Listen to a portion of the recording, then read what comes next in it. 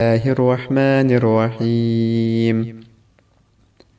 رسول اللہ صلی اللہ علیہ وسلم نے فرمایا، جب تم غمگین اور پریشان ہو تو یہ دعا پڑھ لیا کرو، حسبی اللہ ونعم الوکیل۔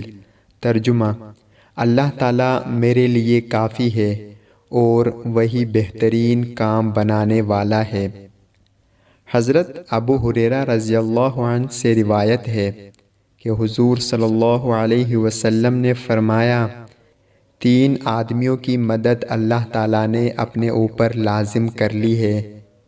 وہ 3 آدمی یہ ہیں: نمبر 1، وہ غلام جو مالک سے رہائی کے لیے رقم ادا کرنا چاہتا ہو۔